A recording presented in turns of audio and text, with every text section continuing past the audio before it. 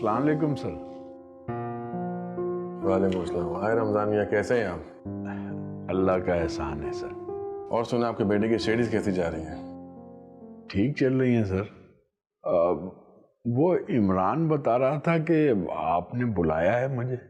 हाँ, वो इमरान ने मुझे बताया कि आपकी तबीयत क्यों ठीक नहीं है आजकल।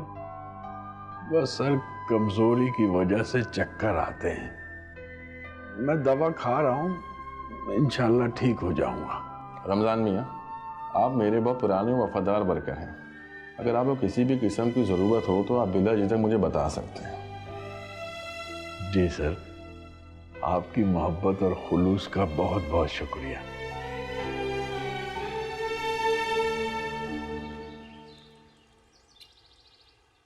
नसरीन, नसरीन। जी जी बेगम साहिबा। हाँ भाई, अब बताओ, मेरे जाने के बाद कितनी देर तक रमा रामिस के कमरे में रही? कुछ ना पूछे बेगम साहिबा, आपके जाने के बाद क्या ड्रामा हुआ है। ड्रामा? क्या हुआ? रामिस साहब ने कमरा अंदर से लॉक कर दिया। रमा बेबी जोर जोर से कटकटा रही थी, लेकिन रामिस साहब ने नहीं खोला। ऐसा क्यों किया उसने? पता नहीं क्या बात थी। रामिस साहब कह रहे थे वो खुदकुशी करेगा।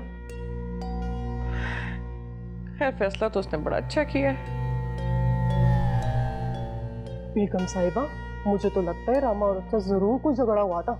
रमा ने बड़ी मुश्किल से उसको रोका, वरना पता नहीं क्या हो जाता। अरे हटाओ, रामिस जैसे लड़कों की नेचर से मैं अच्छी तरह वाकिफ हूँ।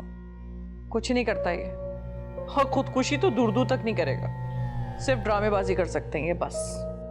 लेकिन खुदकुशी का ड्रामा तो बड़ा खतरनाक हो सकता है बेगम साहिबा। हाँ, तो वो कौन सा सच में खुदकुशी करना चाह रहा था? तो फिर ड्रामे करने की क्या जरूरत थी? तुम नहीं समझती रामेश जैसे मक्कार लड़कों को, लेकिन मैं जानती हूँ।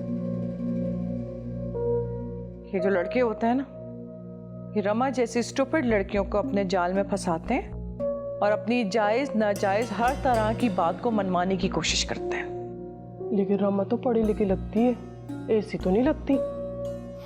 स्टूपिड ही है, तभी तो रामेश जैसे साइको लड़के के पीछे दीवानी पागल है।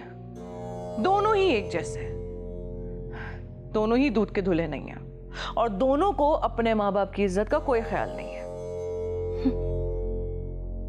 बेशर्म कहेंगे।